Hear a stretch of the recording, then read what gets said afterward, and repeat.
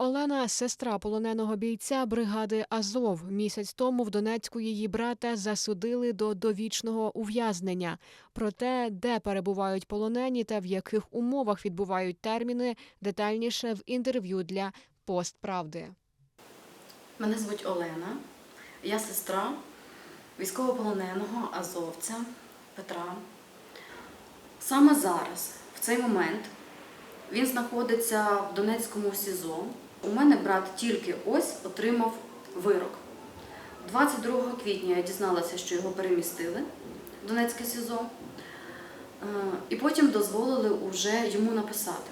Тобто він сам мені написав і повідомив статтю, по якій його будуть судити, і який вирок йому намагаються до нього приліпити. А саме, якщо так словами, то це нібито вбивство 3 цивільних осіб. І він написав, мені за це дадуть довічне. І тут саме важке, що ти нічого не можеш зробити. Тому що адвоката ти не можеш найняти. Їх просто туди немає доступу. Поїхати на територію, яка обстрілюється постійно, ти теж не можеш. І не факт, що ти повернешся звідти, що тебе випустять. Тому просто наблюдаєш, дивишся через відео, як твою людину, твою рідну людину. Це можна сказати, що це привселюдна зрада. Дають термін такий, який жодна людина не зможе витримати. У більшості азовців це терміни від 20 років і до довічного. На даний момент, якщо ця цифра не змінилася, 10 азовців мають довічне. Ми навіть не можемо цей вирок якось анулювати. Тому що ти подаш на апеляцію і питання, що може змінитися від довічного вироку. Як від довічного відняти 2, 3, 5 років? І ми ж розуміємо, ми бачимо, в якому стані повертаються наші рідні. Наприклад, з останнього обміну у нас є військовополонений, якщо не помиляюся, це з ЧАЕС, який в жахливому просто стані.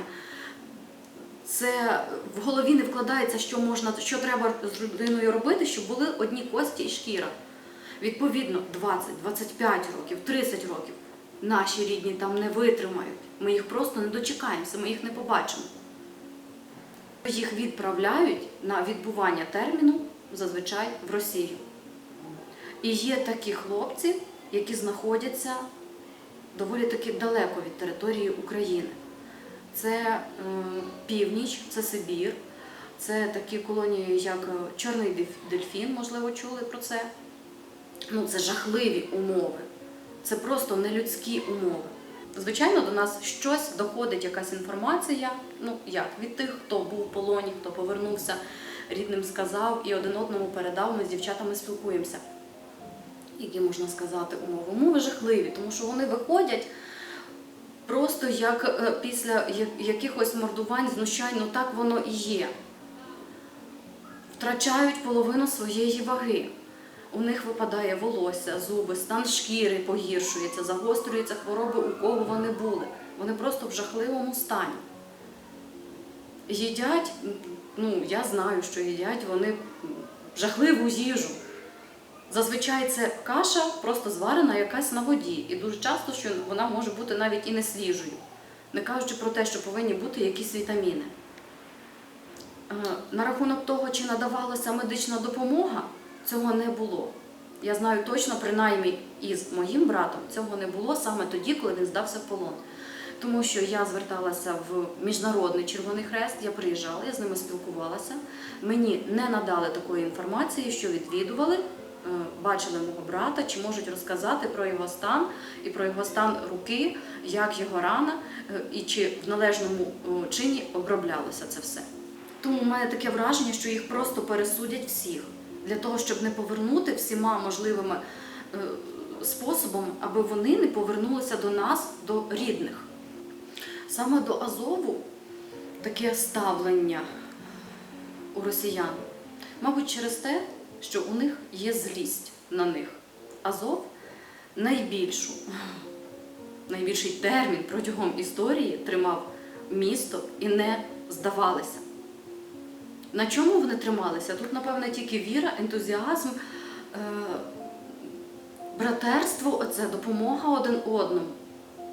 Ну, тому що стільки часу вони відтягували на себе таку силу професійного бойового війська із Росії. Вони дали дорогоцінний час для всієї України.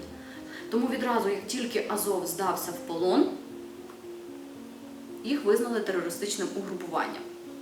І тепер просто їх судять через те, що вони Азов.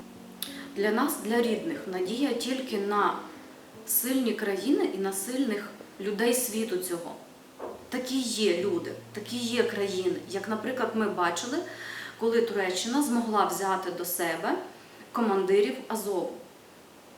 Саме тоді відбулося, у вересні 22-го року, відбувся великий обмін. Але тут допомогла нам сильна країна, яка має вплив на Росію. Тому що самі ми, люди звичайні, ми нічого не можемо зробити.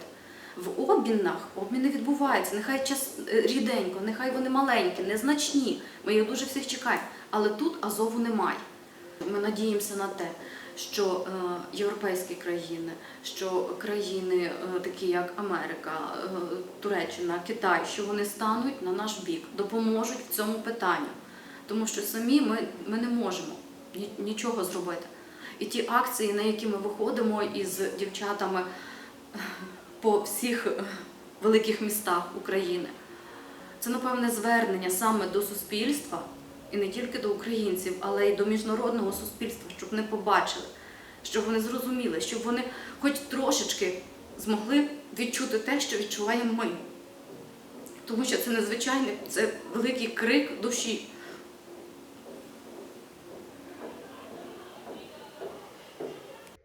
Аби наш контент побачило якнайбільше людей, поставте вподобайку та підпишіться на пост «Правду» у всіх соціальних мережах. Робимо для вас багато цікавого контенту, аби ви були в курсі всього найголовнішого, що відбувається у світі. Побачимось!